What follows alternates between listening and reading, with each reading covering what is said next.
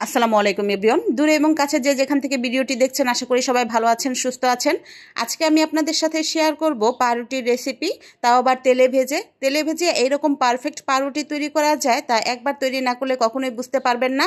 আর একদম সফট পাউরুটি তৈরি করার জন্য পুরো ভিডিওর সঙ্গেই থাকুন। নিশ্চয়ই দেখে বুঝতে পারছেন পাউরুটিগুলো কতটা সফট এবং স্পঞ্জি হয়েছে। আর এই পাউরুটিগুলো আমি তৈরি করেছি কেবলমাত্র 2 কাপ আটা দিয়ে। ঘরে মাত্র 2 কাপ আটা এবং ইস্ট থাকলে আপনি নিজেও তৈরি করতে পারবেন এইরকম ফুলকো ফুলকো পাউরুটি। আর এটা তৈরি করতে খুব একটা সময়ও লাগে না। পাউরুটিগুলো তৈরি করার জন্য এখানে প্রথমে আমি একটা স্টিলের বল নিয়েছি। চেষ্টা করবেন স্টিলের বল নিতে, কারণ কাঁচ অথবা প্লাস্টিকের পাত্রের তুলনায় স্টিলের পাত্রে ইস্টটা অনেক বেশি ভালোভাবে অ্যাক্টিভ হয়। আর আজকে আমি আপনাদের ইস্ট অ্যাক্টিভ করার একদম অ্যাকুরেট উপায়টা দেখিয়ে দিব। দিয়ে দিচ্ছি প্রথমেই একটা ডিম এবং হাফ চা চামচ লবণ, সাথে চিনি দিয়ে দিচ্ছি 3 চা চামচ। উষ্ণ গরম দুধ নিয়ে নিয়েছি 1 কাপ। যদি আপনারা দুধের তাপমাত্রা বুঝতে না পারেন তাহলে এখানে আঙ্গুল ট্যাপ করে 1 থেকে 10 পর্যন্ত কাউন্ট করবেন। যদি সহনীয় মাত্রায় থাকে তাহলে সেই দুধটা ব্যবহার করবেন, অথবা আপনারা চাইলে এখানে পানিও ব্যবহার করতে পারেন, তবে অবশ্যই উষ্ণ গরম থাকতে হবে। তাপমাত্রাটা ঠিক থাকলে ইস্টটা খুব ভালোভাবে অ্যাক্টিভ হবে। আর অতিরিক্ত গরম হলেও ইস্টটা অ্যাক্টিভ হবে না, আবার ঠান্ডা হলেও ইস্টটা অ্যাক্টিভ হবে না। দুধ অথবা পানি যেটাই ব্যবহার করেন না কেন অবশ্যই তাপমাত্রাটা একদম পারফেক্টভাবে রাখতে হবে। আর তাপমাত্রা সঠিক রাখলেই ইস্টটা ভালোভাবে অ্যাক্টিভ করা সম্ভব হবে। এখন সবগুলো উপকরণ খুব ভালো করে মিশিয়ে নিয়েছি। এখন দিয়ে দিব ইস্ট। আর আপনারা অনেকেই জিজ্ঞাসা করেন আমি কোন কোম্পানির ইস্ট ব্যবহার করি, তাই আপনাদের ইস্টের কোম্পানির নামটা দেখিয়ে দিলাম। এখানে 1 চা চামচের মতো ইস্ট ব্যবহার করেছি। এখন ইস্টটাকে খুব ভালো করে দুধের এই মিশ্রণের সাথে মিশিয়ে নিচ্ছি। দিয়ে দিচ্ছি 2 কাপ আটা। এখানে আমি আটা ব্যবহার করেছি, আপনারা চাইলে ময়দা ব্যবহার করতে পারেন। ফ্রেশ সাদা আটা ব্যবহার করলেও এর রেজাল্টটা অনেক বেশি ভালো আসে, তাই আমি এখানে আটাটাই ব্যবহার করেছি। এখন হাতের সাহায্যে একটা সফট ডো তৈরি করে নিব। যতটা সম্ভব একটু সফট ডো তৈরি করতে হবে। এই ডোটা অনেক বেশি হার্ড হবে না, একটু সফটই হবে। পাউরুটির ডোগুলো একটু সফটই হয়ে থাকে। আর মাখানোর সময় এই ডোটা হাতের সাথে বারবার লেগে যেতে পারে, এতে ভয় পাওয়ার কিছু নেই। আর পুনরায় আবার আটাও ব্যবহার করবেন না, এরকম সফট ডোই তৈরি করতে হবে। আর চাইলে আপনার হাতটা ধুয়ে হাতে একটু তেল মেখে নিতে পারেন, তারপর ডোটা আবার মেখে নিতে পারেন, এতে করে হাতে কম লেগে আসবে। এখন এই ডোটাকে একটা স্টিলের বাটি দিয়ে ঢেকে রেখে দিব উষ্ণ গরম স্থানে। আমি এইভাবে গ্যাসের চুলাটাকে একদম লো ফ্লেমে রেখে মাঝখানে বসিয়ে রেখে দিই প্রায় আধা ঘন্টার মতো। আধা ঘন্টা রেখে দিলেই দেখবেন ইস্টটা একদম পারফেক্টভাবে অ্যাক্টিভ হয়ে যাবে। আর আপনারা চাইলে যে কোনো উষ্ণ গরম স্থানে রাখতে পারেন। নিশ্চয়ই দেখে বুঝতে পারছেন ইস্টটা একদম পারফেক্টভাবে অ্যাক্টিভ হয়েছে। আর এটা ফুলে ডাবলেরও বেশি হয়ে যাবে। তাপমাত্রাটা যদি সঠিক রাখতে পারেন তাহলে আপনাদের ডোটাও এরকম ফুলে ডাবল হয়ে যাবে। আর এই রকম ফুলে ডাবল হলেই বুঝতে হবে যে ইস্টটা একদম পারফেক্টভাবে অ্যাক্টিভ হয়েছে। এখন এই ডোটাকে আবারও আমি 2 মিনিটের মতো মধে নিব।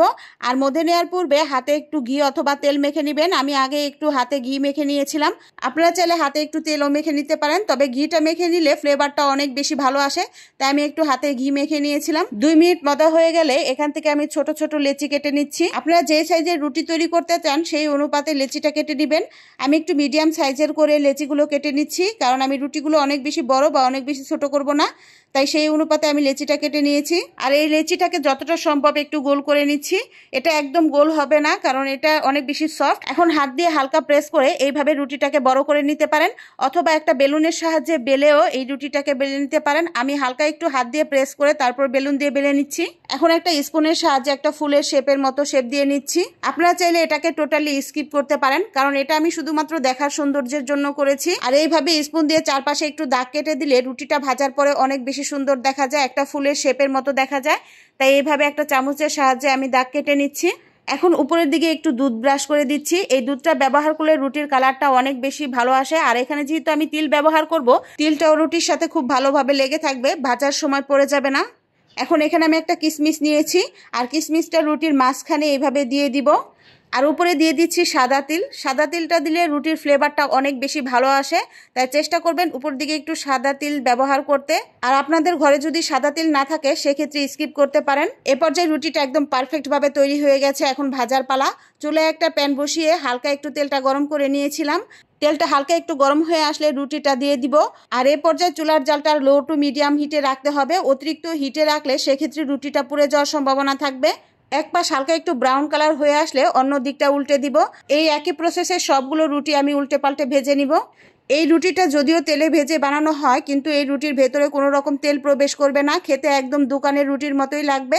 অবশ্যই বাসায় একবার ট্রাই করতে পারেন, আর ট্রাই করলে আমাকে কমেন্ট বক্সে কমেন্ট করে জানাতে পারেন আপনাদের কেমন লেগেছিল।